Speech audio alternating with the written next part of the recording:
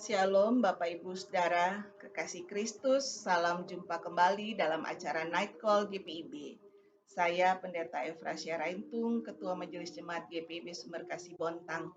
Masih dalam suasana Natal yang penuh sukacita ini, saya mengucapkan Selamat Natal untuk semua saudaraku, pemirsa Night Call GPIB.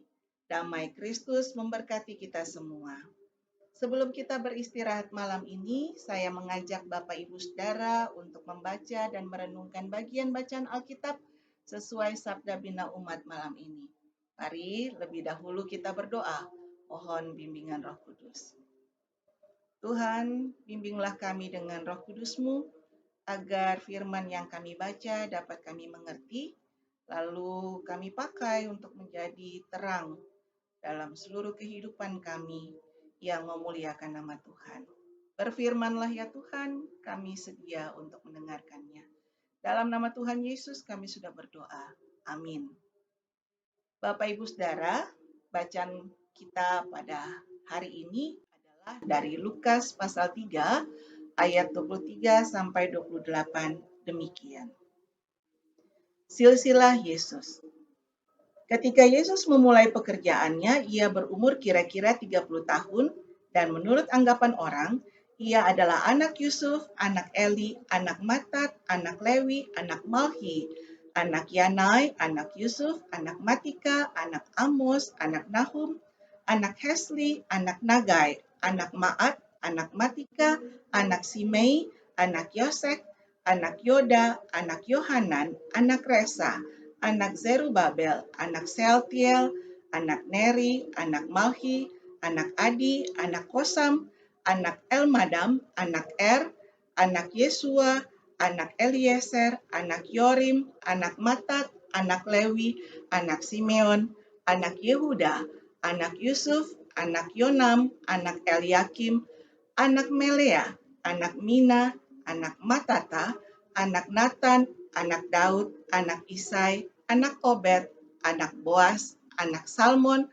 anak Nahason, anak Aminadab, anak Admin, anak Arni, anak Hesron, anak Peres, anak Yehuda, anak Yakub, anak Ishak, anak Abraham, anak Terah, anak Nahor, anak Serug, anak Rehu, anak Pelek, anak Eber, anak Salmon, anak Kenan, anak Arpaksad, anak Sem, anak Nuh, anak Lameh, anak Metusalah, anak Henoch, anak Yared, anak Mahalaleel, anak Kenan, anak Enos, anak Set, anak Adam, anak Allah. Demikianlah pembacaan Alkitab. Bapak Ibu Saudara, orang Yahudi memang selalu mempunyai perhatian besar kepada silsilah. Bahkan untuk imam-imam, surat silsilah atau surat asal-usul adalah syarat mutlak.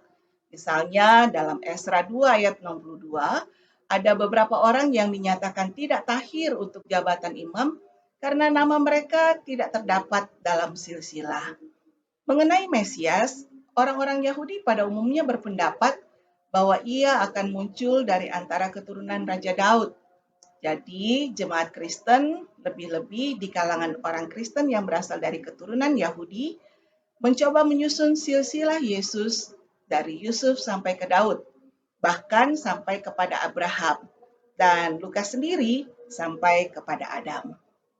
Tidak seperti Matius yang memunculkannya di awal, Lukas menyisipkan silsilah Yesus ketika Yesus sudah berumur 30 tahun dan sebelum Yesus memulai pelayanannya.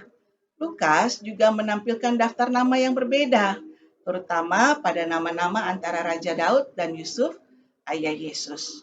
Matius mencatat sesudah Daud nama-nama raja-raja Yehuda, sedangkan daftar Lukas adalah melalui anak Daud yang hampir tidak dikenal orang, yaitu Natan. Kedua daftar itu cocok sebentar, tapi mengikuti garis berbeda lagi sampai kepada Yusuf. Pelbagai cara diusulkan untuk memecahkan perbedaan antara Matius dan Lukas. Misalnya, bahwa Matius memakai daftar silsilah Yusuf, sedangkan Lukas memakai daftar silsilah Maria. Karena Maria perempuan, maka namanya tidak disebutkan. Bahwa Matius ingin menekankan jabatan Yesus sebagai raja, sedangkan Lukas menekankan jabatan Yesus sebagai imam. Apapun itu, Bapak Ibu Saudara yang dikasihi Tuhan, baik sekali jika kita fokus pada apa yang dianggap penting oleh Lukas, sehingga ia tidak berhenti pada Daud, bahkan tidak juga pada Abraham.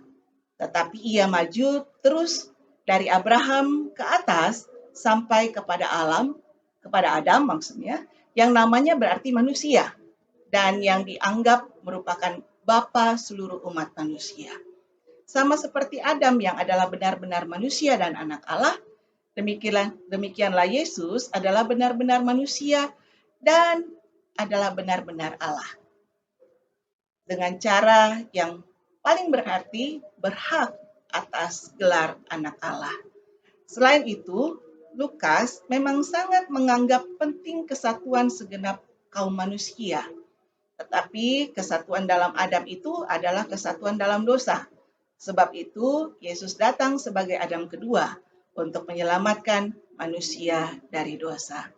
Dengan silsilah ini, Lukas ingin menyampaikan bahwa Yesus orang Nazaret itu adalah pengantara yang membawa keselamatan dan berkat Allah meluas dari orang-orang Yahudi kepada seluruh manusia.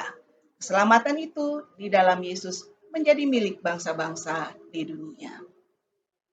Bapak Ibu Saudara yang dikasihi Tuhan, kasih Allah yang besar memikirkan dan melakukan semua itu.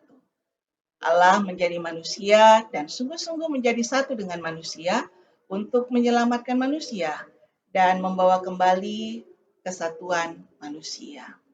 Di malam ini kita mau menghayati semua ini dan bersyukur atas cara berpikir dan bertindak Allah yang luar biasa ini. Lalu mengakui ketuhanan Yesus sekaligus mengagungkan pengorbanan Yesus dalam kemanusiaannya di hari Natal. Malam ini mari mempercayakan seluruh kehidupan kita kepada Mesias, Sang Manusia dan Sang Allah. Dan jika kita kembali bangun besok, mari hidup dalam cinta kasih Yesus Sang Mesias, cinta kasih yang menyatukan manusia. Tuhan memberkati dan menolong kita semua. Mari kita berdoa. Tuhan, betapa Engkau baik. Kasih-Mu yang memikirkan segala sesuatu, bahkan melakukan segala sesuatu, telah membawa kami kembali ke dalam kehidupan ilahi yang satu sama lain kami dipersekutukan, kami diperdamaikan, dan kami ada dalam keselamatan. Kami bersyukur ya Tuhan untuk kesediaan-Mu menjadi bagian dalam sejarah manusia, menjadi bagian yang sungguh-sungguh menyatu dengan manusia. Bayi Natal itu lahir untuk kami dan untuk menyelamatkan kami semua. Kami bersyukur bahwa Engkau tidak bertahan dalam ketuhanan-Mu yang maha agung yang ada di atas sana. Tetapi Engkau melepaskan semuanya itu ya Tuhan, untuk merendahkan diri-Mu menjadi manusia, menjadi satu dengan kami semua, agar kami semua beroleh keselamatan. Karena itu ya Tuhan, gerakanlah kami semua ini, untuk juga boleh meneladani cinta kasih Tuhan, yang sedemikian besar atas manusia. Layakan kami juga dan mampukan kami juga ya Tuhan, untuk mengasihi semua orang yang kami temui, untuk mengasihi istri, mengasihi suami, mengasihi anak-anak, mengasihi orang tua, mengasihi setiap pribadi yang telah menjadi bagian dalam kehidupan kami, yang di dalamnya kami diberkati oleh Tuhan dalam kebersamaan dengan mereka semua. Tolonglah supaya kami juga boleh mengasihi tidak hanya sahabat tetapi juga musuh. Berikan kami hati yang penuh dengan pengampunan-Mu ya Tuhan, agar kami boleh mengampuni semua orang yang bersalah kepada kami. Dan kami dibawa dalam kelegaan, karena cinta kasih itu bertumbuh di dalam kehidupan kami bersama dengan mereka semua. Tuhan Allah Bapa yang kudus, di hari Natal yang kedua ini, kami tetap memohon kepadamu, agar kami terus memperoleh damai dan sukacita Natal dalam sepanjang hidup kami ke depan.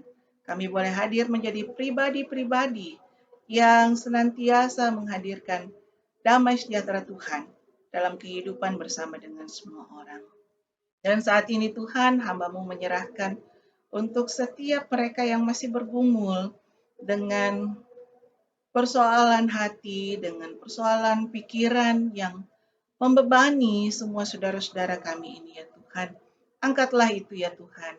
Dan legakanlah mereka dengan memberikan kepada mereka semua hati yang percaya kepada Tuhan. Dan juga kesabaran yang penuh, serta kelemah lembutan. Sehingga mereka boleh diangkat dari segala kepahitan mereka ya Tuhan. Dan hidup dalam damai sejahtera-Mu. Kami juga mohon agar tekanan hidup yang boleh Tuhan izinkan terjadi kepada saudara-saudara kami. Biarlah mereka diberikan topangan kekuatan yang jauh lebih besar daripada semuanya itu. Sehingga mereka tidak hanya bisa bertahan, tetapi mereka tetap bisa memuliakan Tuhan. Bahkan dari tengah-tengah kehidupan yang berat sekalipun. Kami berdoa untuk mereka yang sakit. Kami serahkan mereka agar Tuhan menumpangkan tangan Tuhan dan memberikan kesembuhan kepada mereka. Engkaulah ya Tuhan yang sanggup melakukan segala hal yang bahkan tidak bisa dipikirkan oleh manusia sekalipun. Dan karena itu ya Tuhan, biarlah tangan-Mu boleh menyembuhkan mereka yang sedang sakit pada saat ini. Dan kami mohon berkati istirahat kami ya Tuhan. Berkati istirahat semua kaum keluarga yang kami kasihi.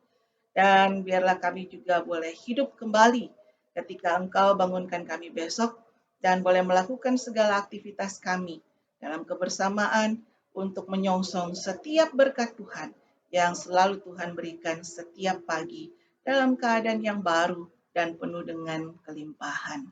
Terima kasih ya Tuhan, ampunilah segala dosa dan salah kami. Kami naikkan doa permohonan kami ini hanya dalam nama Tuhan Yesus yang adalah Tuhan dan Juru Selamat kami. Amin. Pemirsa Nightcall GPB, Bapak Ibu Saudara yang saya kasihi, demikianlah Nightcall GPB pada malam hari ini. Salam sehat selalu dan tetap semangat untuk hidup di dalam iman kepada Tuhan. Tuhan Yesus memberkati kita semua. Salam.